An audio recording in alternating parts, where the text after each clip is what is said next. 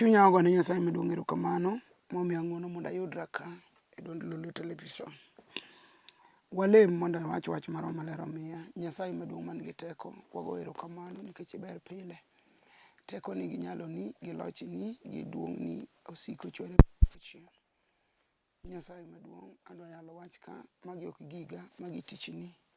Iwo mondo ibed jalo makare. Imiyo oganda mawinjo wach ni winjo malach, timigi lokruok mar chuny, tiresgi, tikechgi, Nyasaye tilochnegi. Nyingi musiko yudo duong'. E Yesu Kristo ja Nazareth. Amen. Nyasaye omiyo muma mar Joel 2:25 wacho niya. Ok adwa chake gi wang'e tir, abiro some the second line mar 2 kiwuok 25 wacho niya. Ibel mondo wasom kodi. Muma wacho, to abiro dwokonu gik mane olalnu e higni mane gichamoe puotheu. Koro ubiro bedo gi chiemo mathoth muchamo nyaka uyieng'. Mi unupak Ruoth Nyasaye ma Nyasachu mosetimonu gik miwuoro. Bende joga ok nochako jar kendo. Bang'e unung'e ni an e dieru un jo-Israel. Kendo ni an Ruoth Nyasaye ma Nyasachu ma onge moro kendo. Bende joga ok nochako jar kendo. Muma masomo wacho ni asomo Joel 2:25 tachake line mar 2 wacho niya. Abiro dwokonu gik mane olalnu e higni mane gichamoe puotheu. Nitiere wach manyalo mako ng'ato kendo make mafuanda. Ji mang'eny weche osemako ma mwandu mane giiko gitiyogo te nikech wach omake. Ji mang'eny tuo osegoyo ma gik mane gin go gitere tuo nikech gitere thieth nikech tuo omake. To ji mang'eny bende oseluso kenygi, yani kenygi osekethore nikech 1, 2, 3 mane ikeny. Bende ji mang'eny ok onyombo nikech 1, 2, 3 manotimre e miechgi. Jomoko be ok odhi tedo nikech 1, 2, 3 manotimre e miechgi. To amor gi muma mar MALER wacho kawuono. Kata obedo ni gigo duto osetimore, gigo te osetimore. To muma wacho ni Nyasaye biro duogonwa gik mane wasigu chamo. E ndalo mane gibiro mondo giketh pinywa. Nyasaye biro duokonwa gi. E kinde ma wuoyo kama, to ma wach munjo cham chunyi maringie ka mashin. Miwinj ka chunyi chamore, miwach na dier. Kare gigena jachien osechamo. Be ing'eyo ni yandi tiyo maber in gi mwandu, kawuono mwandu onge, ikwecho nang'o nikech jasigu ochamo gigeni. Ni dak maber gi familia ni, kawuono familia oke nikech jachien ochamo gik mabeyo mane uloso.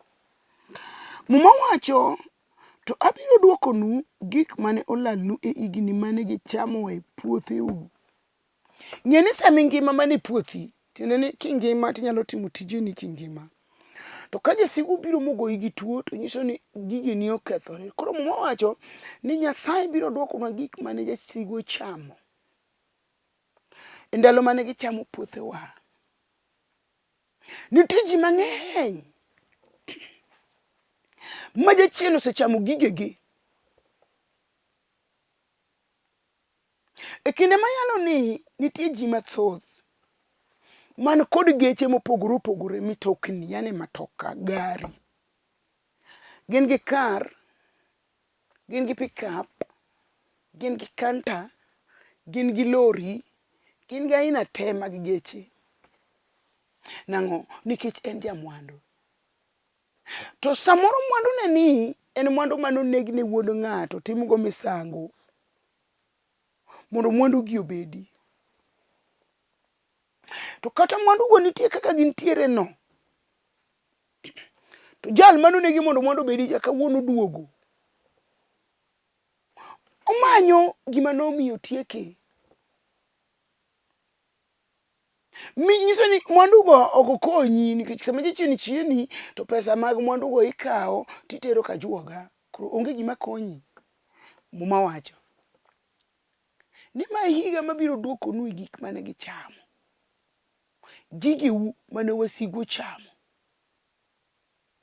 Nyaka sama yale ni nitie mama moro ma jachieno kawo gire, pi wang'e chwero chikoro go koko, omanyo gigi ok onyalo yudo. Samoro ne nyathine motho manyiche ja pesa mane konye, ok obi duogo yude kendo. To ndiko wacho ni ma higa ma an Jehova Nyasaye biro dwokonu gik ma jachieno osechamo. Ing'eno ndikie muma, Ayubu no chandore. Nyithindo otho, jamni otho, diek otho, rombo otho, dhok otho, punde otho, ngamia otho, udi okethore, jotich otho, gik moko timore, dende dong' koriemo, ogonyore gi pado. Yani gik maricho manotimore na Ayubu. E hike no. Mawach matin no nochuno chiege mondo yanyi. Ji olose wer. Ayubu lamo ang'o to dala dong' gunda. Mano wer ma ji noloso. Kara nitie samoro ma kata kilemo to nitie gima katimore ni to ji goye mau, ji lose plan, ji lose wende, ji lose siasa. Molemono gima kama otimore nade. Jower oloso wende Ayubu lamo ang'o to dala to dong' gunda. Dala mara uma dong' gunda. To wachni nochuno chiege mondo wuo kode. Ni yiena iya Nyasachi mondo itho. Nikech dalo dong' gunda, adong' lweta nono, aonge nyathi, aonge jatich, aonge kiang'o, gik moko te mayande an go orumo. Ya Nyasachi mondo itho. Ta iwach ni winjo. Nawuok e mama duk. Abiro dok kaka nabiro. Tiende niya, Roho Maler manokonyo Ayubu mondo ofweny ni kata nyithindo tho te, mwandu tho orumo te, gimoro amora dhi, odong' gi lwete nono kogwonyore gi pado. To ng'eyo ni sama nonyuole nowuok e min duk, to biro dok kaka nobiro. Mano wach momoro chunya. Mowacho ni chieng' nang'o miyo ka Nyasaye okelo gik mabeyo to ok wanyal kawo gi erokamano. To kokelo gik maricho, kokelo gik mabeyo to wakawo gi erokamano. To kokelo gik maricho to dak koro wakawo gi erokamano. To wach mana Ayubu wacho ariyogo, weche ariyogo ni ne wuok e mama duk, abiro dok duk. To giwacho ni ka Nyasaye okelo gik mabeyo to wakawo gi erokamano, kokelo gik maricho to dak wakawo gi erokamano. Weche ariyogo nodonjo gi teko mang'eny e nyim Nyasaye. Ma Nyasaye mayalo sani noduogo na Ayubu gige te. To ndiko wacho noduogo nyadibiriyo moloyo mane en go. Tiende ni ka nyithindo notho ariyo to mede nyithindo nyadibiriyo, 2 dibiriyo 14. To nomiye nyithindo 14. Muma mawacho ni no Nyasaye oduoko ne mwandu ne nyadibiriyo moloyo mane en go chon. To ma ema Roho Maler koro kawacho ni kata bed ni gigi osetimore kaka notimore na Ayubu no. To iga ni e iga ma Nyasaye dwa duogonwa giwa ma jachieno osekawo. Aparach ni an gi muma mar loko manyien ma ok ler wach ne yo mana dwaro. Loko machon wacho ni ma iga mabiro duokonwa gik mabonyo chamo, madedo chamo, mobong'o chamo, yani mago chunje machamo gige ji. Ging'eny, kwana de kende. Kisomo muma mar loko machon ang' imany, to som muma mar loko machon miluongo ni Joel 2 Matindo 25. Ibiro winjo gima wacho. Ni ma higa ma an Ruoth Nyasaye abiro duokonu gik mabonyo osechamo, mosogo chamo, mobong'o chamo, moyuo chamo, okwan gi mang'eny. An bende an kati nende mondo awachni ni Nyasaye oyie duokoni gik ma jachieno osemayi te. Awacho ni gibed gik manokane i kombe, Nyasaye dhi duogoni. Gibed gik manomayi to nyume buro gwe, Nyasaye dhi duogo. Gibed gik manomayi to dhi orwake i jin, Nyasaye dhi duogo. Gibed gik manonyume nam, Nyasaye dhi duogo. Gibed mokunye lo ka kungu, Nyasaye dhi duogogi. Ma higa ma an Ruoth Jehova Nyasaye abiro duogoni gik mabonyo chamo, gik madedo chamo, gik mosogo chamo, gik moyuo chamo, gimoro amora nyaka makungo chamo, Nyasaye dhi duogo. Samoro in gi ich ma koting'o nyathi to jachien chamo nyathi iyi to kinyuol. Nyasaye emo oda, Nyasaye emo wuoyo ni mae iga mobiro duogo ni gik moko te ma jachien osemayi.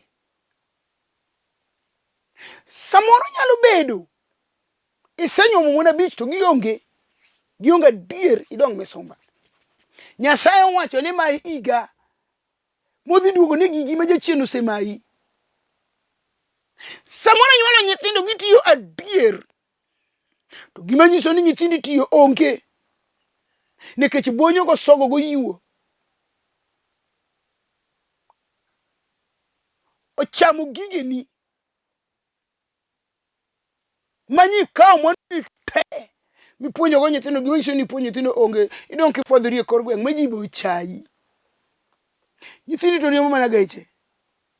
Kawuono an ka mondo awuo kodi ni Nyasaye ora mondo awachi. Nyasaye emo ora mondo awachni. Nyasaye ma jachwech polo gi piny, jal mong'eyi iye gi oko, ora mondo awachni ni ma e ndalo mochopo ma Nyasaye biro duogo ni gimoro amora ma jachien osemayi.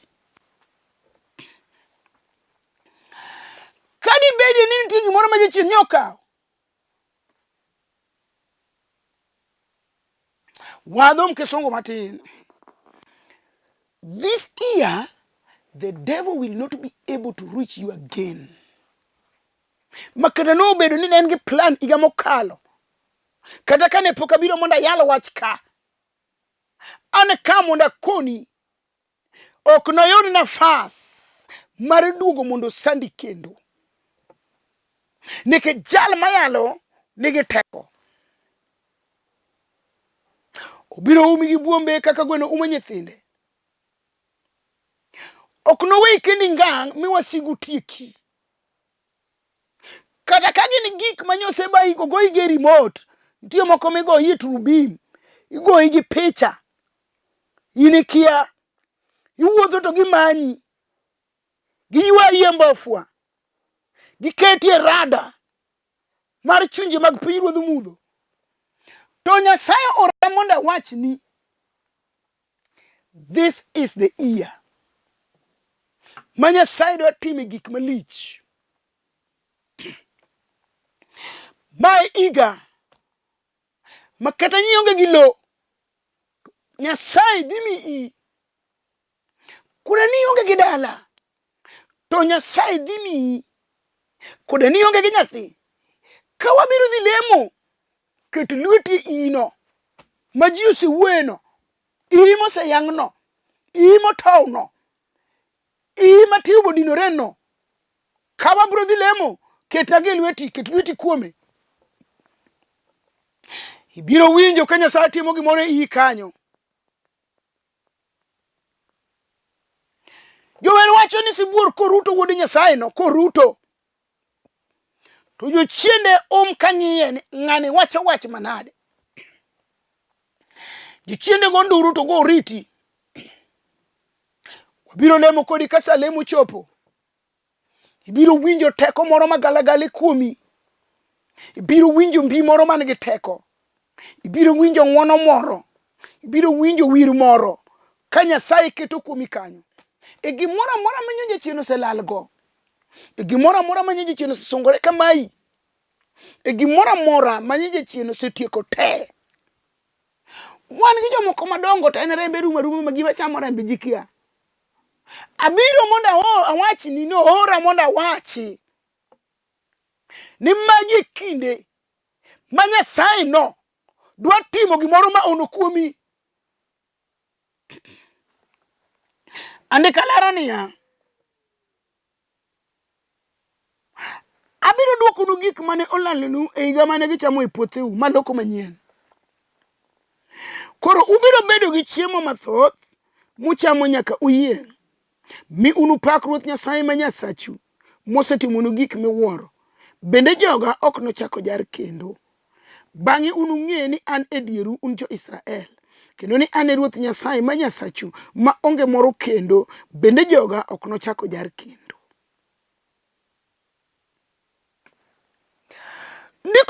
ing'eyo ni ka Nyasaye osetimonwa moduogonwa giwa, oduogonwa. Ing'eyo an kawuoyo kata wach man go gadiera percent 100. An ema jachien nodagi mondo otieka chuth. To kasetho to jal mawuoyo kuome ni duogo gik ma jachien okawni noduogo na ngimana. Angima yalo ni niya, Yesu Kristo en achiel nyoro tinende kendo nyaka chieng', en ok olokre. Ayalo ni niya, ondike Muma mar Kwan ni wach Nyasaye osetem moyud ka en adiera. Noteme gi iya mane jachien oto makora chwich ma iya nochango, wach nosetem moyud ka en adiera. Noteme gi nyodo mane ni iya mane jachien odagi ni ok wuog oko kanyuol. Otemgo wach Nyasaye manyuolo nyithindo antie gi kotha, wach Nyasaye osetem moyud ka en adiera. Koro kata kayale ka to kayal gi kelongolongo tuk nyithindo, be kayal na morigo, be kayal mondo anyisi go ni koro anyisi gima diera ni wach Nyasaye nosetem. Teme gi Lazaro koninde bur uchier bang' dala dek. Manyimine ne wacho ni koro seto. Onge hal, yani yo dinore. Wach Nyasaye notem gi Batimeo makatimeo. Jal mane wang'yo dinore, ma wang'e moyiech, wang'yo neno kendo. Wach Nyasaye osetem moyud ni en adiera. Koro kayale ka tawacho ni adiera ni wach ni ngima kendo tiyo. Noteme gi wuod Jogerasi mane chamo choke jomotho e kaburini, ma jachien otweyo gi nyororo, ma ka jodala gi omo to kogik dala to jochiende chodo nyororo to chako duoke to chako chamo choke jomotho. Osetem ka Yesu odonjo e piny Jogerasi to jochiende man kuome moringo modhi ka gigo koko kod nying Yesu. Awacho ni ya wach Nyasaye osetem moyud ka en adiera. To ka Nyasaye ora mondo wachni, nobiro duogo ni gik ma jochiende osekawo. Beni jigo noyombi higni 30 mokalo. Nyasaye duogo reverse. Giduogo iri. Kata jachien odagi, koda jachien oyie to Nyasaye osewacho. Nobiro duoko gimoro amora. Ne nyaka yanyi moseyanyi ma higa mogik ok chakre kendo. Ayubo wacho ne apaka ni kamise uko igikeno romo. Kigikal kanyo kendo ok ichaki uk kendo. Nitiere chandruok mako ng'ato to wuogi Nyasaye tikone Nyasaye ni Ruoth romo, asechan romo ok duogi. Mane Nyasaye mana wuoyogo e higa manyokalo dwe mar 7 ka jachien romo ni tieko ngimana. Wuoth kod osiptende ok nyalre, dwoko onge. Utera scanning, dwoko onge.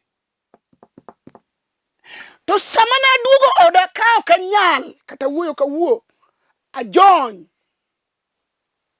nikech jachien obiro mondo kaw giga. To ka duogo oda to ne nitie kom mana ninde nikech ne atuo maber. Kendo ne umora gi comforter miluongo ni duve makwar ma maroon. Mano gimo kende kanyo ni nyaka nindi ba umra nikech jachien owacho. To chieng' mana dhi hospital to yud ni tuo onge. To timna scanning to yud ka tuo onge.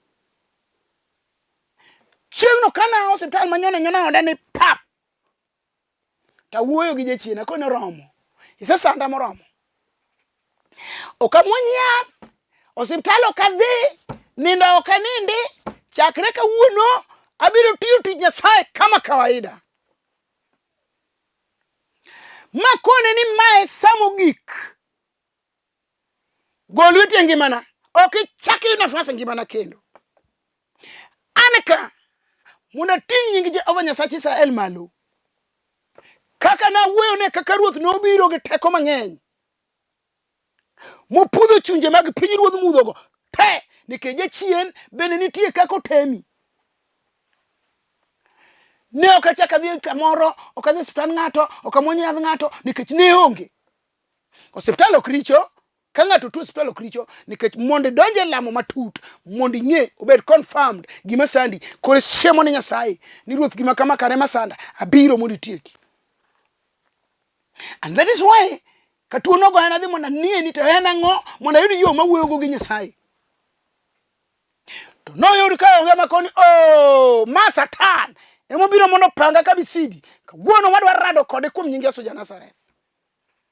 Achango angima antie aloko iga abiro dhi nikech ang'o nitiere Nyasaye mowache muma ni obiro duogonwa gik ma jachien osekawo. Ing'eni mon gi chuo dak e udi ka mamor onge gidak makata le methi moloyo gi gidak nikech jachien okelo mafurutano giyware mene gin jo sport mag sikunde kata ji chiemo ji ok mor gi chiembgi koda ji rwakore ok mor gi rwakruokgi kata nyithindo nitie gi keni nyithindo nitie nikech jachien okelo pogruok. Jachien donjo kuom gima tut to mae ma Nyasaye ora mondo awachni ni mae kinde ma Nyasaye dwa duogo ne gigi mabonyo gi dede gosogo goyuo osechamo. Ok ng'eni udi ka jachien ochamo nyaka era mar dak, jachien ochamo nyaka kwe mar ot, jachien ochamo nyaka mor. To Nyasaye wacho ni mae iga obiro duogo ne gigi ni ma jachien nyomayi. Apako duong' kod loch mar Nyasaye mar Israel. Muma wacho ni ka Nyasaye osetimo kamano to ubiro pako Nyasaye adier. Ka Nyasaye otimo gimoro tipake. Nyasaye kotimo gimoro to winjo pake. Anasepako Nyasacha ni to pod apake tabiro medo pake. Be ing'eno ndike muma ni Nyasaye ok en dhano madoriambi. Kowacho to wacho. Koro kowache muma ni oduogonwa gik ma jasigu osekawo to winje chunyi ni Nyasaye pok noriambo oduogoni ma in ne gi wang'i ka ruoth oduogo nikech Nyasaye kowacho to timo. Oboseneno ka nyithinde thagore to wacho ni mondo ing'e obiro timo ma mondo ing'e ni onge Nyasaye machielo machalo kode.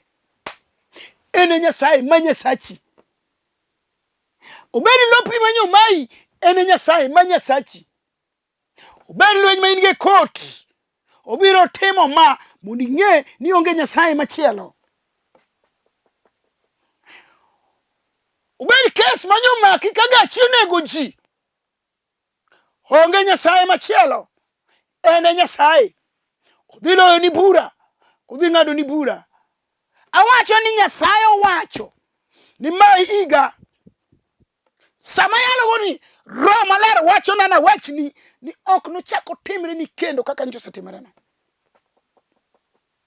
Kata beni seywak miol ok ichak ywag kendo nang'o nikech mae iga ma Ruoth Duogonwa Giwa ma jachien osekawo.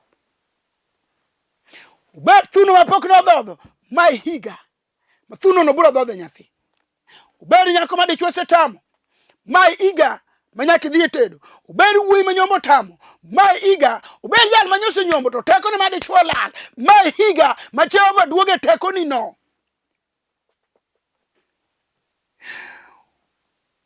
Ubed jal mamako ich to in ok chal ich mae higa ma Ruoth dwa timo ni ono. Nyasaye ema wacho ni to biro timo ni mondo ing'e ni onge Nyasaye machielo machalo kode. Ene Nyasaye ma Nyasachi kende. Koro Ruoth dwa timo sani ok kiny mana sama yale ni ma winje chunya ni mak kanyo gimoro amora midwaro ne mitim. Kich Ruoth ni ka mondo Nyasaye otim ni gimoro. Anaseneno Nyasaye gi wang'ani, wang'a mang'ini, wang'ani oseneno Nyasaye. Yani awach Nyasaye make gi lweta kama kaka ana no make. Sama nene teruga misango silo iga ka iga. Ing'eyo gima Nyasaye ok bi konyi. In kada chiwo mar giko iga miyale kanisa ikia tero. in kana chiel kuma par ikia golo in samoro ni gile midwa ni wang jomoko wuotho duke kia chiwo in gi chiemo matom ibiti ikia chiwo mawacho ni ma iga ma Nyasaye biro timonwa ono. Aseneno Nyasaye gi wanga. Nyasaye nyomiya kanisa. Aseneno Nyasaye. Ruoth osemiya gik moko akia gima nyatimo ne Nyasaye ma Nyasacha. Adwaro mondo ago erokamano ne ng'ata ma lwete osechopo e kanisa Nyasaye. Mondo gi Nyasaye obedi. Nyasaye ogwedhi maradufu. Agwedhi adier. Kuna nyimiya mana siling achiel to pod agwedhi. Adwaro agwedhi te kuom nying Yesu ja Nazareth. Nyithi mon, chuo gi nyiri gi awuoyi gi mon gi jodongo gi de, everybody, ng'ata ma lwete osechopo e kanisa wa, Nyasaye ogwedhi. Amedo gwedhi makana jasego ni sime to pod agwedhi. Umi ayudo mixture. Ayudo microphones. Ayudo speaker ariyo. Ayudo keyboard. Ang'o madapim gi teko maduong' ma Nyasaye timo. To kata kamano, pod adwaro kendo keyboard, adwaro speaker ariyo. Mondo kanisa chobed mawacho ok kirre, winjore komoko kanyachiel. Aonge hema. Nyatemo mondo wuogi nyithi kanisa mondo wakel hema, wakelie pesa mo matin. Aonge hema. Aonge lo. Nyasaye to kelo joge kama. Pod anwoyo ni kendo. Tich Nyasaye, are you part of us? Etiyo ne Nyasaye. Be in kodwa etiyo ne Nyasaye. Kaketo na luongo nying ng'ato ka ng'ato to sade maya, tagonu erokamano. Be in kodwa etiyo ne Nyasaye. Tiyo ne Nyasaye ok mana kanisa ni kende. Yesu wacho ni ka unu konye ng'at matin moloyo jogi, to mana ne mukonya. Kuneno ng'ato e osiptal ne munena. Mano Yesu wacho. Ruoth nwawe osiptal karang'o? Ni mana kineno ng'ato achiel kuom jogi osiptal tinena, kikonya achiel kuom jogi. Tich Nyasaye duong', puoth Nyasaye lach.